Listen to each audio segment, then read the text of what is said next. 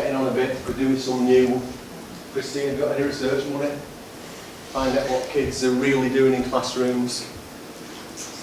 When I do this with groups of head teachers, they're all going like this. Not in my school, that never happens in my school. No, you joke, no, it never happens in my school. Not in my school. This is what kids say happens. This is what kids say they like to do.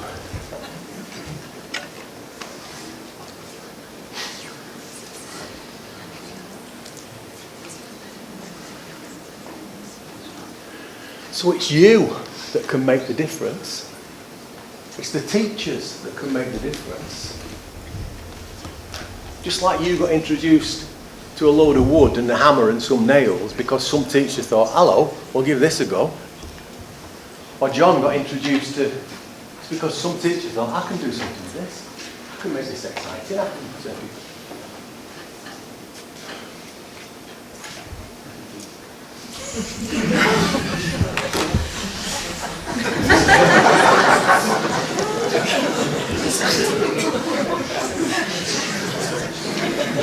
I'm sharing this with you. I'm coming to the end now. I've got about 5 minutes, Ellen, yeah? Yeah, exactly 5 minutes. Yeah, well done. Yeah.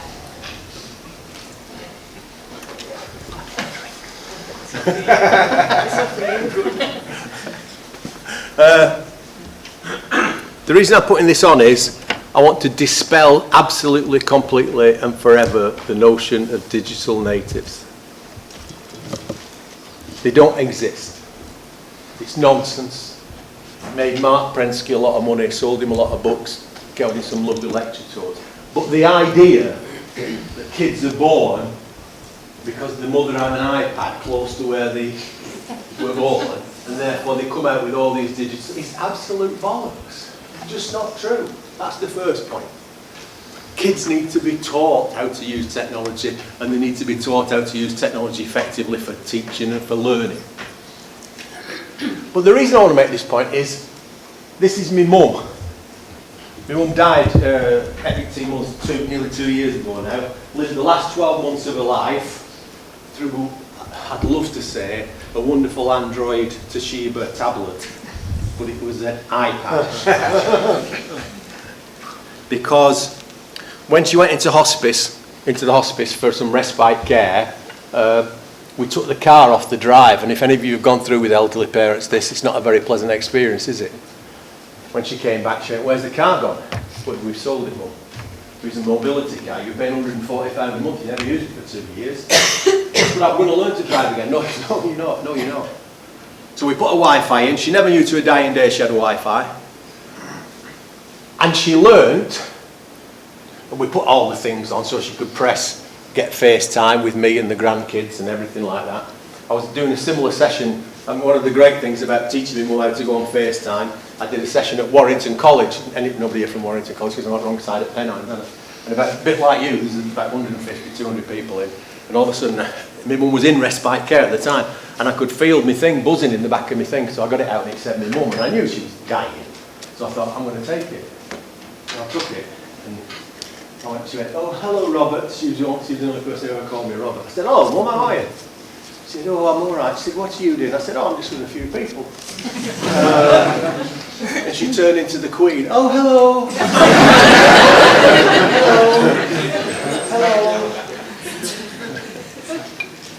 The last time I pushed her into the hospice, and she knew she was going for the last time, the point that I'm making is, she lived her last 18 months of her life. She bought all her shopping. She thought electronic Christmas cards were fantastic. The fact that she only had 2 people to send them to, but she couldn't write anymore. All the shopping, all the banking, everything. She never watched it. She could watch Cash in the Attic. So the question here is, who's teaching who? It's a trick question. Both. Tommy, my grandson, was teaching my mum how to use catch-up TV and BBC iPlayer so she could watch Cash in the Attic and Home and Away back to back 12 hours a day. We had to get that for bed. She was showing Tommy how to use Google Earth and taking him to Port Rush in Northern Ireland, where her and my dad had been on honeymoon in 1949. I pushed her into the home for the very last time, and the nurse came out And she said, "Oh, hello, Doreen, it's nice to see you." I thought, you can't say that. She knows she's coming in for the last time.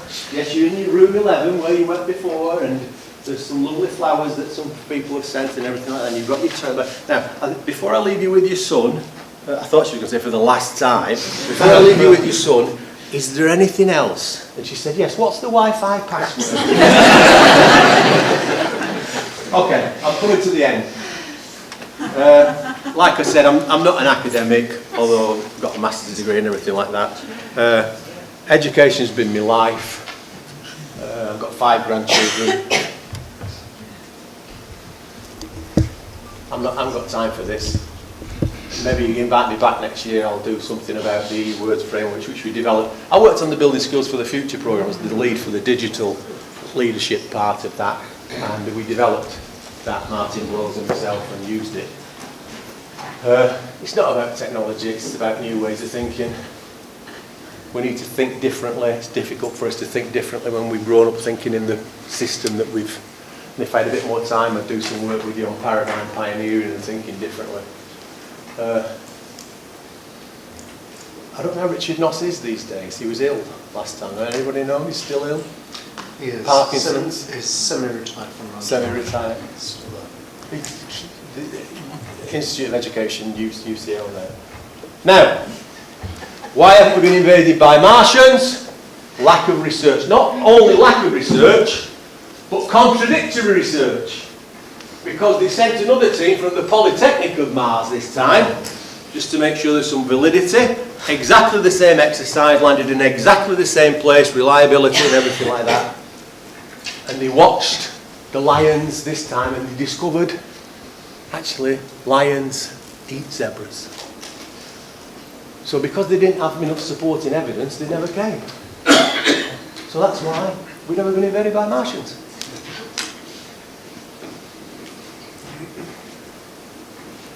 The original question, the original title of this presentation was, will investment in ICT improve the learning outcomes of our pupils? Is the wrong question. And the reason it's the wrong question is it's predicated on when Kenneth Baker in 1983 went across to the Treasury and said, please give me some money for some BBC microcomputers, these things called computers. Please, Treasury, give me the money and we'll put them into schools. And the Treasury said, but what will we get in return? If we give you all this money and you put these computers in, will it improve learning? Kenneth Baker said, yes. We've been hidebound by that proposition right from the start. Anyway, I'll leave you with these.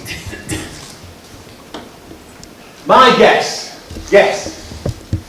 is that they will be leaving schools with no pens, no pencils, no paper, no hard copy books, no printed paper work. 3D printers maybe. They'll be used to gesture-based computing, touch screen, screen-based, pupil recognition, assessment anytime, anywhere, voice-to-text recognition, text-to-voice recognition, teaching and learning from whoever, whenever, wherever. They'll be used to wearables. It's my guess. My challenge to you is, will our institutions be ready to cope with them and their expectations? Because there's no doubt about it, folks. The future is absolutely in their heads. But it's really in your hands. Thank you very much.